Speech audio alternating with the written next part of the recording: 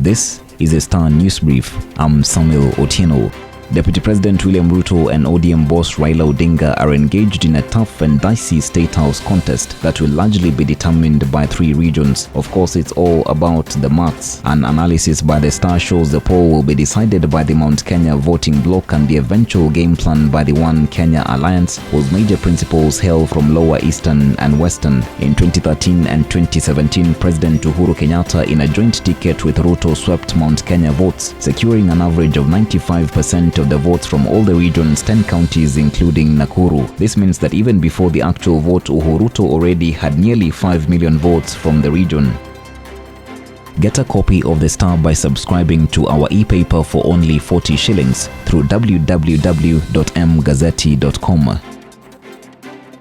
Candidates in the President Uhuru Kenyatta succession race have until April 9th to unveil their running mates for presentation to the Independent Electoral and Boundaries Commission. The Wafula Chebukati-led polls agency said this in a notice of the August 9th general election published on Friday, putting the candidates seeking election under its watch. Political parties intending to present a candidate in the presidential election shall submit the names of persons contesting in the party primaries, the date and venues of the primaries on or before April 9th, 2022, being 21 days before the nomination day, the IEBC said. This means ODM leader Raila Odinga and DP William Ruto, who are the frontrunners, will have to name their choices for deputy president by then. Religious leaders have sounded a warning, saying the country is not ready for the general election. The clergy warned of a possible repeat of post-poll chaos in August. A two-day meeting of clerics in Nairobi on Thursday resolved to call Kenyans to prayer and fasting, so God intervenes and safeguards the lives and well-being of all citizens. The Independent Electoral and Boundaries Commission has already set August 9th, 2022 as the day of the general election. The convocation is deeply concerned that the nation is not ready for the elections. Corruption, impunity, lawlessness, insults and incitement to violence are happening with abandon, and Kenyans are sinking into despair and desperation, the cleric said in a statement after the meeting.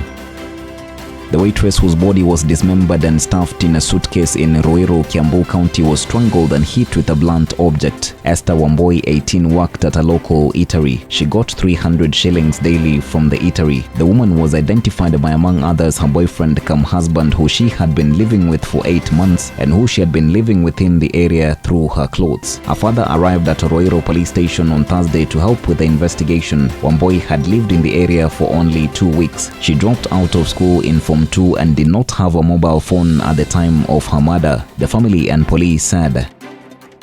Faith-based and specialized hospitals have been hit hard in a bid by government to increase annual license renewal fees for the health establishments. A notice by Health Cabinet Secretary Mutahi Kagwe reveals that all hospitals would be required to pay a standard fee for registration and annual license renewals. Should MPs approve the new dispensation, Level 6 national referral and teaching hospitals that offer specialized services will renew licenses at 300,000 shillings. Faith-based hospitals within the category have been paying 100,000 shillings to renew their licenses, hence stand to pay 200,000 shillings more should MPs approve the changes.